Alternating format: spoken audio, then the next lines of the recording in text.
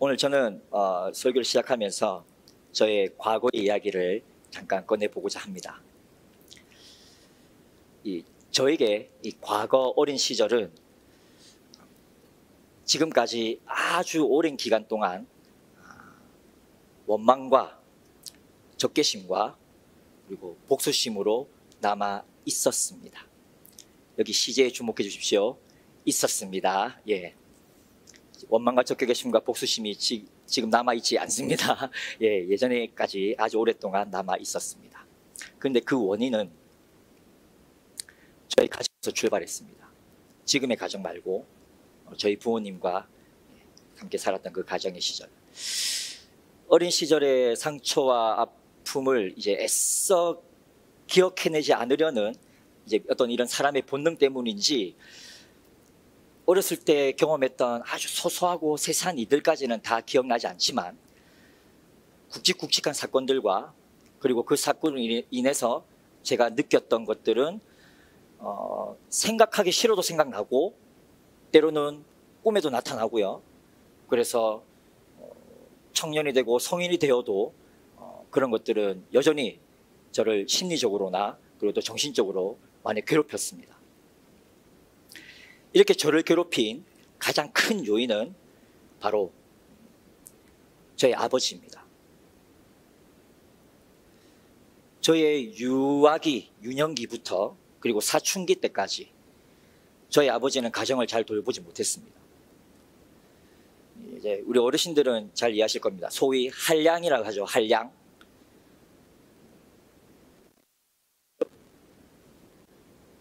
하나, 둘. 처자식을 뒤로 한 채 자신의 친구들과 다른 여자들을 데리고 놀고 즐기고 그리고 자녀들이 보는 앞에서 어머니에게 폭력과 폭언을 쏟아내는 것은 일수였습니다. 아버지로서의 자녀에 대한 관심 그리고 가장으로서의 경제적 활동 또한 전무했습니다. 그래서 저는 어렸을 때 이제 주위에 쌀 동량을 하러 다녀야 할 정도로 그리고 때로는 아버지 친구분이 이렇게 쌀을 이렇게 보내주실 정도로 그렇게 저희 가정 형편은 좀 어려운 편이었습니다. 이로 인해서 이제 저희 어머니의 육체적 그리고 정신적 심리적 고통은 이루 말할 수 없는 것이었고 남모르게 많은 눈물을 흘리셨죠. 저는 그런 부모님을 보면서 자라왔고 어머니에 대한 애틋함과 동시에 아버지에 대한 원망과 증오와 적개심과 복수심이 이제 제 마음 깊은 곳에서 자라나게 된 것입니다. 그래서 제게는 아버지란 존재는 적어도 결코 용서할 수 없는 죄인이었고 그것이 시간이 지날수록 더 단단히 굳어져서 아버지는 저의 원수가 되었습니다. 그런데 초등학교 4학년 때 친구 손잡고 따라나간 교회에서 경험한 것은 그때까지 제가 가정에서 경험한 것들과 너무나 달랐습니다. 청소년기 시절에 이제 중고등부 학생회를 다닐 때 그곳에서 제가 경험했던 사랑, 이해, 그리고 용납, 배려, 칭찬, 인정, 관심 이런 것들은 원망과 적개심으로 가득 차 있던 그런 유년기, 유아기, 사춘기 시절을 보낸 저에게는 매우 낯설고 아주 덜 익숙한 것들이었죠. 그런데 저는 그게 너무 좋았습니다. 그리고 그런 것들이 내게 정말 필요했던 것들이구나, 내가 원했던 것들이었구나 라는 것을 시간이 지날수록 알게 되었습니다. 그리고 신앙의 가정에서 이제 자라난 그 친구들, 같은 동급생 친구들, 그 친구들이 너무너무 부러웠고 나한테도 저런 부모가 있었으면, 나도 저런 사랑과 인정과 관심을 받았으면 하는 이런 갈망이 내 안에서 점점 커져만 갔습니다. 그리고 그 갈망은 소망으로 바뀌었고요. 그래서 이 시절에 제가 이렇게 갈망하고 소망했던 것들을 단 한 단어로 요약하면 결국은 무엇이었겠습니까? 사랑입니다. 저는 개인적으로 이제 이때에 낯설고 덜 익숙한 경험들로 인해서 이렇게 피어오르게 된, 커져가게 된 소망과 갈망들이 지금 기적처럼 제가 이 자리에 여러분 앞에 설 수 있게 한 가장 큰 원동력이 아닐까 생각합니다. 제가 연약할 때 사랑의 하나님은 저의 친구를 통해서 저를 당신 곁으로 인도해 주시고 불러주신 것이라 확신합니다. 그래서 뒤돌아보면 정말 다 표현할 수 없는 하나님의 은혜이며, 이 하나님은 진실로 제 삶을 역전시킨 분이십니다. 할렐루야. 그런데 이렇게 나의 인생을 역전시키신 하나님의 놀라운 사랑을 받은 우리가 이 사랑을 다시 타인에게로 흘려보내려 할 때에, 흘려보내면 그 사랑을 받은 그 영혼도 내가 경험한 것처럼 그 영혼도 그의 삶이 역전될 것이라는 것을 우리는 당연히 기대할 수 있지 않겠습니까? 그래서 오늘 말씀을 통해서 바울이 말하는 우리가 흘려보내야 될 하나님의 사랑은 어떤 것인지 한번 살펴보고요. 그리고 그 사랑을 어떻게 우리가 실천해야 할 것인지를 한번 살펴보려고 합니다. 우리의 삶을 역전시키시는 하나님의 놀라운 사랑이 우리 다음 공동체와 그리고 저와 여러분들의 각자의 삶의 현장에 현재 진행형으로 차고 흘러넘치기를 간절히 소망합니다. 오늘 우리가 읽은 로마서 5장은 믿음으로 의롭다 함을 받은 자가 누리는 결과로서 하나님과의 화평, 그리고 그 화평 안에서 누리는 소망, 즐거움에 대해서 얘기하고 있습니다. 오늘 우리가 읽지는 않았지만 본문의 앞절에 있는 1절에서 5절을 간단하게만 요약해드리면, 1절에서 2절은 예수 그리스도를 통해서 믿음으로 의롭다 함을 받은 성도는 하나님과 화평, 즉 화해를 누린다라고 합니다. 그리고 그 은혜 안에 들어가서 하나님의 영광의 소망을 자랑하고 즐거워하게 되었다고 합니다. 여기서 즐거워하다는 원문에서는 자랑하다는 의미도 같이 포함되어 있습니다. 그래서 내가 받은 것에 대해서 자랑하고 나 이거 얻었어, 이거 받았어 라는 건 그만큼 기쁘고 즐겁기 때문에 자랑하는 것이죠. 그런 것들이 포함되어져 있는 단어입니다. 이어지는 3, 4절은 그뿐 아니라 성도는 현실을 살아가는 중에도, 그 속에서 경험하는 고난 중에도 즐거워하고 자랑하게 됩니다. 왜냐하면 성도의 고난은 더 단단한 소망을 이끌어내기 때문이라고 말합니다. 이어서 5절은 그리고 이러한 성도의 소망이 부끄럽지 않은 이유는 우리에게 주신 성령을 통해서 하나님의 사랑이 우리 안에, 우리 마음속에 부어졌기 때문이다 라고 얘기합니다. 여기서 바울은 성도의 소망이 부끄럽지 않은 이유로 바로 하나님의 사랑에 대해서 언급했습니다. 이 부분에서 우리가 꼭 먼저 기억해야 할 것은 인간의 이 좁디 좁은 마음 안에 무한한 하나님의 사랑이 들어올 수 있는 절대적 조건이 바로 5절에서 나타난 성령의 부으심이라는 겁니다. 이것은 절대적인 조건입니다. 성령님이 부으시지 않으시면 우리는 결코 하나님의 사랑을 얻을 수 없을 뿐더러 그 사랑을 밖으로 흘려보낼 수도 없습니다. 그래서 우리가 사랑을 받고 사랑을 누리고 그 사랑을 흘려보내는 절대적 조건은 첫 번째는 성령님의 부으심입니다. 사랑을 받고 흘려보내는 것은 내 힘으로 하는 것이 아니라 오직 믿음으로 의롭다 여긴 바 된 우리 마음 안에 하나님의 무한한 사랑이 성령님을 통해서 친히 부어지기 때문에 감히 우리가 그 사랑을 흘려보낼 수 있게 된 것입니다. 이것을 꼭 기억해야겠습니다. 그럼 이렇게 성령님을 통해서 부어지는 하나님의 사랑이 어떤 것인지 한번 살펴보겠습니다. 첫 번째로 하나님의 사랑은 예수 그리스도의 죽음으로 드러난 사랑입니다. 바울에 의하면 하나님의 사랑은 곧 예수 그리스도의 죽음입니다. 하나님의 사랑 이꼴 예수 그리스도의 죽음. 오늘 본문에는 예수 그리스도의 죽음에 관한 언급이 자주 나오는데요. 대표적으로 6절과 8절과 10절에서 반복적으로 나타납니다. 연약할 때 죽으셨고, 죄인이었을 때 죽으셨고, 우리가 원수 되었을 때 죽었다고 계속 예수의 죽음에 대해서 얘기합니다. 그래서 이 예수의 죽음은 하나님의 사랑의 크기에 대해서 보여주고 있습니다. 사랑의 크기가 어떤 것인지 보여주고 있는데요. 여러분 잘 이해할 수 있겠다시피 사랑의 크기란 사랑을 위해서 희생하고 포기한 것과 비례합니다.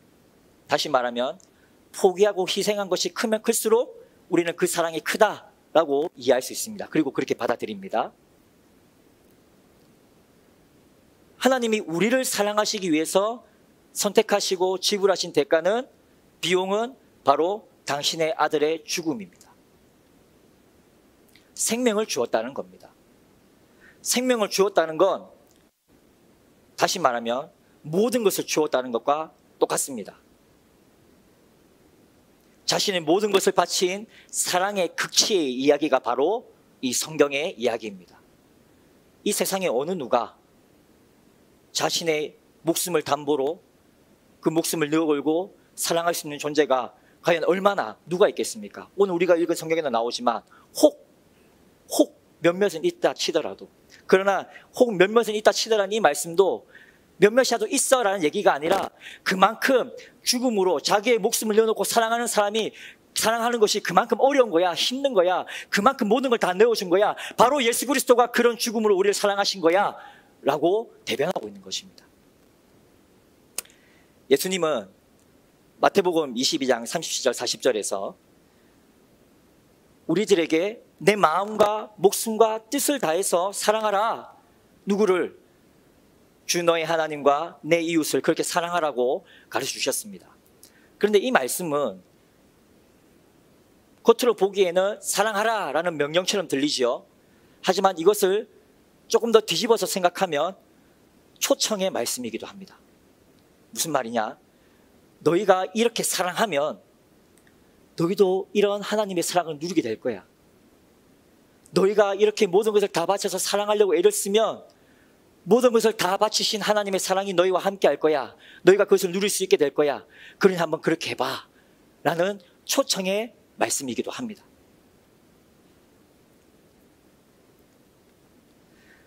우리는 이 말씀을 따라서 우리가 가진 모든 것, 마음과 힘과 뜻과 우리가 가진 모든 것을 다해서 사랑하면 우리의 모든 것이 다 비워져서 우리에게 남는 것이 없고 오히려 손해볼 것 같은 두려움이 느낍니다.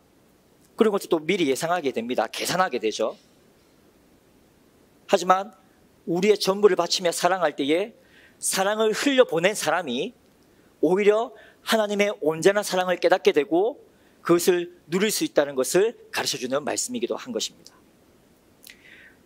흘려보낸 사랑을 받는 그 사람은 자기가 받은 사랑이 인간적으로 느낄 수도 있고요. 그것이 하나님의 사랑이라는 것을 모를 수도 있습니다. 하지만 그 사랑을 흘려보낸 사람은 그 사랑의 원천이 되시는 하나님의 사랑을 누리게 되는 것입니다. 그래서 여러분들 들어보셨겠지만 주는 자가 받는 자보다 크다라는 이 사랑의 역학의 말씀이 바로 이 말씀 안에 숨어 있습니다. 자, 두 번째로 하나님의 사랑은 어떤 사랑인가? 하나님의 사랑은 예수의 죽음으로 나타났는데 그 예수님의 죽음은 바로 능동적이고 적극적인 죽음으로 나타난 사랑입니다. 이것은 우리가 읽은 본문에서 예수의 죽음과 관련된 이 죽었다라는 이 단어가 헬라어 원문에서 수동태가 아니라 능동태로 모두가 기록되어져 있는 것에서 알 수 있습니다. 다시 말하면 죽음을 당했어라가 아니라 스스로 죽으셨단 말입니다. 그래서 이것은 하나님의 사랑에 대한 상태를 보여줍니다. 하나님의 사랑의 상태. 하나님의 사랑의 표현인 이 예수님의 죽음이 어쩔 수 없이 강요되어져서 그런 소극적인 죽음으로 나타나는 것이 아니라는 말입니다. 이것은 예수님께서도 직접 살아계실 때 언급하신 부분이기도 합니다. 요한복음 10장 18절에 보시면 우리가 같이 한번 읽어볼까요? 시작. 이를 내게서 빼앗는 자가 있는 것이 아니라 내가 스스로 버리노라. 나는 버릴 권세도 있고 다시 얻을 권세도 있으니 이 계명은 내 아버지에게서 받았노라 하시니라. 아멘. 이 말씀은 목자에 대한 비유를 얘기하시면서 자기의 목숨을 버리시는 것에 대해서 말씀하시면서 나오는 말씀입니다. 그래서 이를 내게서 빼앗는 자가 해서 이 이를이란 이것은 바로 자기 목숨을 버리는 것을 얘기하는데, 그래서 자기 목숨을 버리는 것은 이것 또한 누가 나에게서 빼앗아 갈 수 있는 것도 아니고 누가 나한테 시켜서 한 게 아니야. 내가 스스로 버리는 거야. 누가 명령해서 하는 게 아니야. 하나님의 계명이 나타나 있고 내 아버지의 계명이 나타나 있기 때문에 내가 순종하고 내가 적극적으로 내가 원해서 내 스스로 하는 거야 라고 예수 그리스도께서도 분명하게 그렇게 말씀하셨습니다. 그래서 예수님의 죽음은 이 땅에서 죽어서 구원을 이루라는 이 하늘 아버지의 명령에 순종하여서 철저하게 당신의 내면에서 우러나온 자발적이고 적극적인 사랑입니다.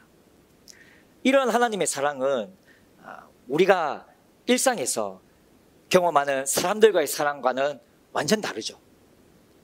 예를 들어 보겠습니다. 우리가 가장 이 세상에서 누릴 수 있는, 경험할 수 있는 가장 큰 사랑이라고 얘기할 수 있는 것 중에 하나인 부모와 자식 간의 사랑은 어떻습니까? 조금 냉정하게 말한다면 이 부모와 자식 간의 사랑 또한 혈육을 근거한 사랑입니다. 우정, 우리 친구와의 사랑은 어떻습니까? 친구들 간의 소통과 공감에 근거한 사랑입니다. 그리고 우리의 동료 간의 사랑은 어떻습니까? 동료 간의 서로의 도움에 근거한 사랑일 때가 많습니다. 그리고 기업이 고객에 향한 그런 사랑은 어떻습니까? 수익에 근거한 사랑이죠. 지금 말씀드린 이러한 사랑들은 만약 그러한 근거들이 없다면 사랑하지 않을 수도 있다는 말입니다. 그래서 세상에서 경험하는 이러한 사랑들은 대부분이 수동적이고 소극적인 사랑입니다. 이렇게 우리가 경험하는 사랑은 내면에서 우러나는 사랑보다는 외부의 것에 근거를 둔 한계가 있는 사랑이라는 것을 제가 말씀드리는 것입니다. 이러한 인간의 사랑의 한계를 뛰어넘기 위해서 우리가 흘려보내야 할 사랑은 바로 하나님의 영원한 사랑에 근거해야 가능합니다. 전도서 3장 11절에 보면 영원한 사랑에 대한 이러한 사모함 없이는 우리 인간은, 우리 성도는 어떤 것으로도 만족함을 누릴 수 없는 존재입니다. 그리고 그것이 바로 저와 여러분입니다. 우리의 본질적인 만족은 바로 능동적이며 적극적인, 그리고 그런 모습으로 우리를 사랑하신 하나님의 영원한 사랑에 근거해야만 그 사랑이 가능한 것임을 우리는 잊지 말아야겠습니다. 세 번째로 바울이 얘기하는 하나님의 사랑은, 예수님을 죽음으로 나타난 이 하나님의 사랑은 바로 우리를 향한 하나님의 사랑을 확증하기 위한 것입니다. 예수님의 죽음이 바로 그렇다는 것입니다. 예수님이 죽으신 이유가 하나님의 사랑을 확증하기 위한 죽음이었다는 겁니다. 이것은 8절 후반절에 나타납니다. 그래서 이 하나님의 사랑은 바로 이 사랑의 목적에 대해서 보여주고 있습니다. 예수님의 죽음은 자신의 사적인 이유가 전혀 없었습니다. 우리를 위한 죽음인 것도 분명하지만 예수님의 죽음의 궁극적인 목적, 최고의 목적은 바로 우리를 위한 하나님의 사랑에 대한 확증이라고 바울은 얘기하고 있습니다. 하나님의 사랑이 죽음의 동기였기 때문에 바로 예수님은 아직 인간이 경건하지 않아도 정해진 때에 죽어야 할 그 약속을 취소하지 않으셨고 그 기약대로 죽으셨습니다. 그리고 그 하나님의 사랑이 죽음의 목적이었기 때문에 예수님은 당신을 바라보는 사람들의 배은망덕한 그런 반응에도 불구하고 결코 실족하지 않으셨고 그 죽음을 멈추지 않으셨습니다. 만약에 이러한 배은망덕한 대상들에게 사랑의 목적을 두었다면, 내가 얘네들 때문에 죽는 거야 라고 사랑의 목적과 동기를 그렇게 두었다면 그 결과가 어떠했겠습니까? 에이씨, 나 안 해. 싸가지 없는 것들, 은혜 은자도 모르는 것들을 위한 십자가의 죽음과 부활은 없었을 겁니다. 그래서 사랑의 목적이었다는 말씀이 무슨 말인지 이해가 되시죠? 이 사랑의 대상이 우리에게 있지 않았고 하나님의 영광을 드러내는, 하나님의 사랑을 드러내고 그것을 확실히 보여주는 것에 온전한 목적이 있었다는 것입니다. 그렇기 때문에 배반하는 사람들의 반응에도 슬퍼하지 않으셨고 상처받지 않으셨고 당당히 그 길을, 죽음의 길을 걸어갈 수 있었다는 말입니다. 이렇게 바울이 보여주는 하나님의 사랑은 예수님의 죽음이라는 크기로 나타난 사랑이며, 그리고 능동적으로 적극적으로 행하신 사랑이며, 하나님의 사랑을 확정하는 것에 궁극적인 목적을 둔 사랑이었습니다. 바로 이러한 사랑이 성령님을 통해서 연약한 나에게, 죄인이었던 나에게, 그리고 원수였던 나에게 부어진 것입니다. 그럼 이제 우리는 성령으로 부어진 이 하나님의 사랑을 온전히 그대로 세상에 흘려보내며 그 사랑을 실천해야 하는데, 그 사랑을 어디서부터 어떻게 실천해야 할까요? 먼저는 이 사랑을 연약한 자에게 흘려보내야 합니다. 내가 사랑해야 할 연약할 자는 어떤 모습으로, 연약한 자는 어떤 모습으로든 약점과 흠과 상처가 있는 사람들입니다. 단순히 외적인 약점이 있는 사람들을 말하는 것이 아닙니다. 외적인 약점을 가지고 있는 것을 도와주고 사랑해야 되는 건 당연한 것이고요. 마땅히 할 수 있는 것 해야 되는 것이고, 세상에 도덕적으로도 우리는 당연히 해야 할 것을 알고 있습니다. 여기서 제가 오히려 말씀드리고 싶은 건, 우리가 사랑해야 할 연약하다고 말하는 그 존재는 약점과 흠과 상처를 가진 존재들을 말합니다. 처음엔 그렇지 않았는데 좀 지내다 보면 예상치 못했던 약점과 흠이 드러나는 사람들이 있습니다. 그리고 우리는 그런 사람들을 자주 만나고요. 그리고 우리가 경험한 그 사람들의 그 약점과 흠을 가지고 때로는 비판하기도 하고 때로는 지적하기도 합니다. 그것을 겉으로 하든 속으로 하든. 그런데 공교롭게도 성도는 말씀 앞에 서서 정신 차리다 보면, 나 자신도 그런 약점이 있구나, 나 자신도 흠이 있구나 라는 것을 발견하게 됩니다. 그래서 나도 그 사람과 다를 바 없는 존재구나 라고 깨닫게 되죠. 이렇게 너나 할 것 없이 우리 모두는 약점과 흠과 상처들을 하나 이상씩은 가지고 있는 연약한 자들입니다. 하나님은 이렇게 내가 연약할 때에 나를 찾아오셨습니다. 그러므로 이러한 하나님의 사랑을 받은 우리 또한 타인의 약점을 인정해주고 그 흠을 이해해주고 또 그 상처를 보듬어 주려고 노력해야 하지 않겠습니까? 그렇게 해보려고 몸부림치고 애쓰다 보면, 그렇게 지내다 보면 서로의 약점과 상처를 나눌 때가, 대화할 때가 생길 것이고, 그 대화로 인해서 우리는 서로를 조금 더 잘 이해하게 될 것입니다. 그런데 이것은 그래도 내가 너보다는 좀 낫지라는 교만으로서는 절대 시작할 수 없습니다. 나도 당신과 다를 바 없어요. 그게 뭐 얼마나 크다고요. 괜찮아요. 나는 당신보다 더 해요. 라는 이러한 겸손의 마음으로 다가가야 하겠습니다. 그리고 이 일은 생각보다 시간과 인내가 필요한 것일 수도 있습니다. 그러나 타인의 약점과 흠과 상처를 사랑하기 위해서 소비하는 우리의 모든 에너지는 성경이 말하는 주는 자가 받는 자보다 크다라고 말하는 이 사랑의 역학을 통해서 오히려 영원한 하나님의 사랑을 샘솟게 하는 근원이 되게 하는 줄 믿습니다. 다음으로 성도는 하나님의 사랑을 죄인에게도 흘려보내야 합니다. 사람의 약점과 흠과 상처가 사랑과 돌봄과 이해와 인정을 받지 못하면 죄로 발전됩니다. 그러므로 성도가 사랑해야 할 죄인은 약점과 흠과 상처가 발전하여서 실수로든 실패하였든 잘못하였든 어떤 이유로든 인해서 나에게 상처와 피해를 입혀서 내게 죄인 된 자를 말합니다. 그리고 이건 좀 선을 넘었는데 라고 생각되어지는, 판단되어지는 사람들까지 포함합니다. 한 사람의 약점과 흠과 상처가 발전되어서 죄가 될 수 있다고 말씀드렸습니다. 그러면 우리는 이것을 인정하는 것에서부터 시작해야겠습니다.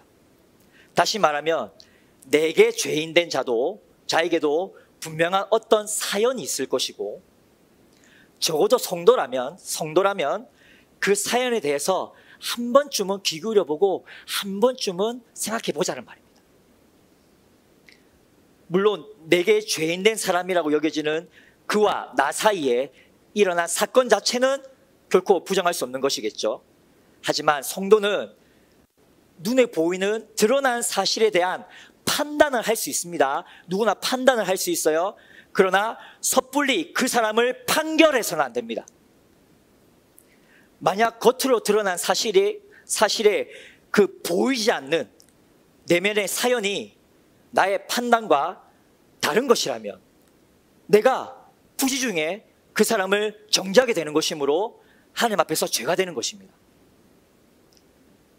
섣부른 판단과 섣부른 판결로 인해서 우리가 섣불리 하나님 앞에 죄인이 되면 안 되지 않겠습니까? 그러나 만약 우리가 판단한 그 사실이 모두가 참된 것이고 맞는 것이어서 그가 진짜 죄인 된 것이 드러나고 분명해진다면 성도는 어떻게 해야 될까요? 그가 받아야 마땅한 그 죄값을 하나님께 맡겨야 합니다. 그럼 그 사람 때문에 내가 받은 상처와 피해는 누가 보상해 줍니까? 라고 물으신다면, 그래서 하나님의 사랑으로 성도된 여러분에게 이렇게 권면드리는 겁니다. 내게 죄인이라고 여겨지는 그들로 인해 받은 피해와 상처가 그래도 여러분의 신앙 안에서, 그리고 여러분들이 경험한 그 하나님의 사랑 안에서 감내할 만한 것이라면, 조금이라도 이해할 수 있을 만한 것이라면, 아직 그 사람 자체를 내가 받아들이기는 힘들어도 이해하고 용서하는 것에서부터 하나님의 사랑을 한 걸음 시작해 보자는 말입니다. 내게 죄인 된 사람이라는 것은 그래도 하나님의 사랑을 흘려보낼 수 있는 여지가 그래도 조금이라도 남아있는 자들입니다. 그런데 성도가 흘려보내야 할 하나님의 이 사랑의 실천의 최고의 고비가 있습니다. 그것이 바로 마지막으로 성도는 하나님의 사랑을 원수된 자에게까지 흘려보내야 한다는 겁니다. 여러분에게는 원수가 있으십니까? 원수란 무엇입니까? 단순히 약점과 흠과 상처가 있는 연약한 자입니까? 내게 피해를 입혔지만 그래도 그 사연 때문에 그래도 조금이라도 내가 더 이해해 줄 수 있고 용서할 만한, 그런 사랑할 수 있을 만한 여지를 가지고 있는 죄인입니까? 그 수준을 완전 뛰어넘죠. 원수는 도저히 무슨 수로도 어떤 방법으로도 용서가 안 되는 사람입니다. 나와 모든 면에서 완전한 대척점에 있는 사람이 바로 원수입니다.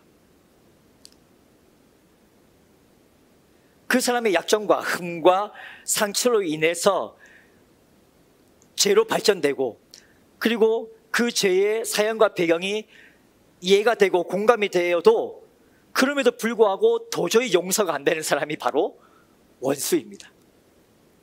그러면 우리는 이런 사람을 어떻게 사랑할 수 있습니까? 연약한 자와 죄인은 그래도 사랑할 만한 여지라도 남아있는데, 나와 완전한 대초점에 서 있는 그들을 우리가 어떻게 사랑할 수 있겠습니까?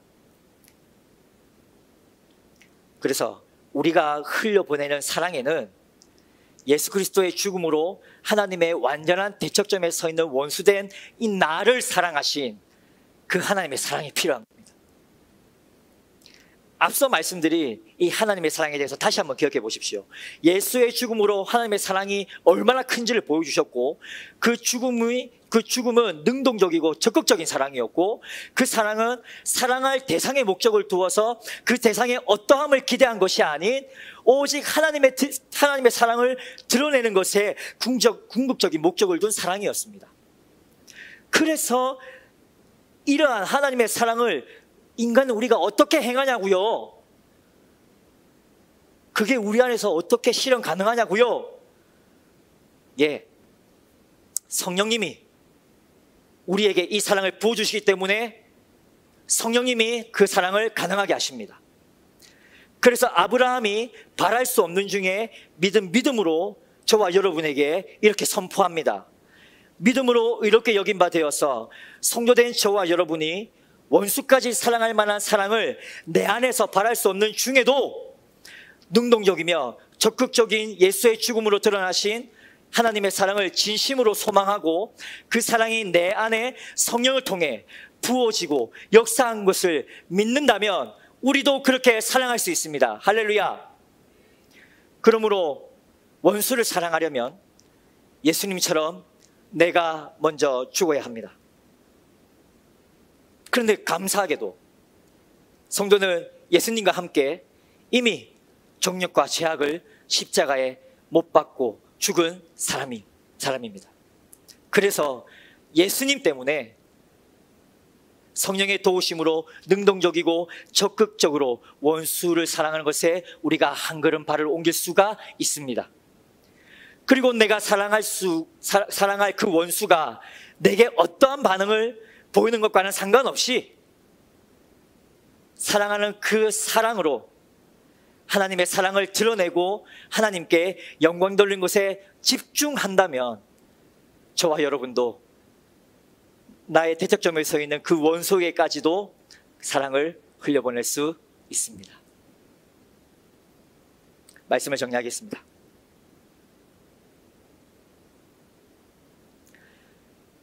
과거의 이 어린 시절에 저에게는 죄인이었고 원수였던 저의 아버지의 약점과 흠을 인정하게 된 때가 좀 부끄러운 것이지만 3년도 채 되지 않은 것 같습니다. 그 말은 적어도 저의 10대를 지나 40 중반이 되기까지 대략 30년을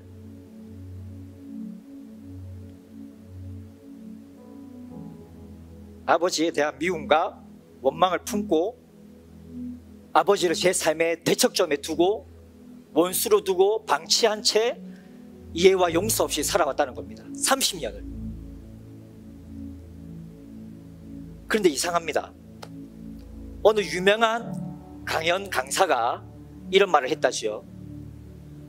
누군가의 뒷모습이 보이면 사랑이 시작된 증거다 라고 했습니다. 옹고집처럼 부러질 것 같지 않았던 이 아버지에게서 노년의 연약한 육체가 보입니다.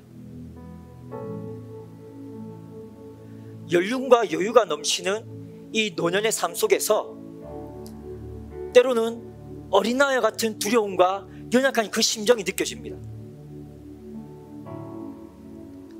자신의 손자, 손녀들에게 하나라도 더 주시려는 그 사랑이 자녀인 저는 받아보지 못했거든요.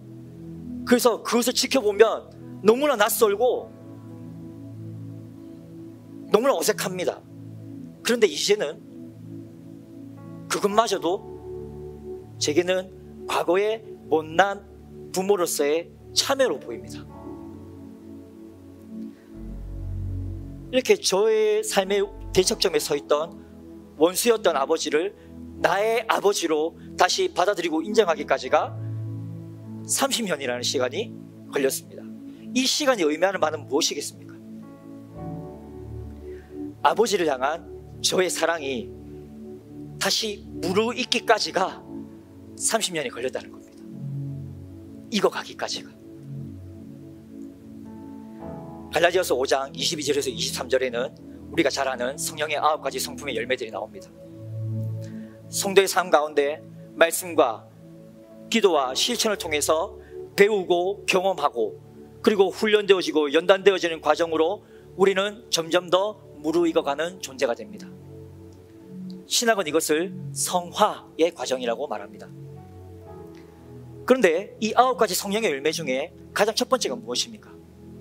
사랑입니다. 이 말은 성령의 성품으로 살아가는 그리스도인은 그의 모든 삶을 사랑으로부터 시작해야 된다는 의미입니다. 그래서 성령으로부터 시작된 사랑은 연약한 자로부터 죄인과 원수에게까지 이르러야 합니다. 예수님 또한 이 부분을 상상 설교 때 말씀해 주셨는데요. 능동적이며 잘 무르익은 사랑은 44절에서 말씀해 주십니다. 너희 원수를 사랑하라. 너를 박해하는 자를 위해서 기도하라. 또한 그와 반대된 수동적이고 설익은 사랑에 대해서는 경계하십니다. 그것을 46절에서 보여주십니다. 너희를 사랑하는 자를 너희가 사랑하면 너에게 무슨 상이 있겠니? 그건 당연한 거 아니야? 그럼 수동적이며 설익은 사랑이 아닌 능동적이며 무르익은 사랑을 실천하여서 얻는 보상이 무엇입니까? 바로 앞에 보이는 말씀에 제가 초록색으로 표시해놨습니다. 그렇게 사랑하면 내가 너희 아버지의 아들이 된다. 그리고 너희 아버지의 온전하신 같이 너희도 온전하게 된다. 이것이 바로 우리가 얻을 수 있는 보상입니다.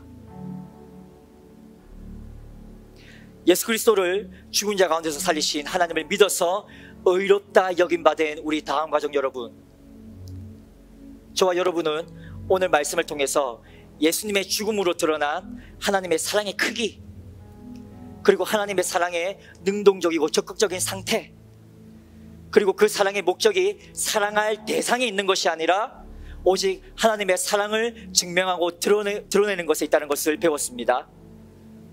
저와 여러분이 우리 주위에 있는 많은 사람들 중 나를 포함한 대부분의 사람들이 약점과 흠과 상처가 있다는 것을 인정할 때 그 중에는 내게 죄인된 사람도 있을 것이고 내게 죄인된 그들 중에는 나의 대척점에 서 있는 원수된 자도 있을 것입니다.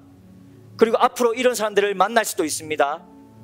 그러므로 말씀과 기도와 실천 가운데 경험되어지는 훈련과 연단이라는 이 성화의 과정을 통해서 성령님이 부어주시는 하나님의 사랑이 내 안에서 점점 더 무르익어서 하늘에 계신 우리 아버지의 진정한 아들이 되고 하나님의 온전하심 같이 온전하게 되는 은혜를 누리며 사는 저와 여러분이 되기를 원하고 바라고 기도합니다.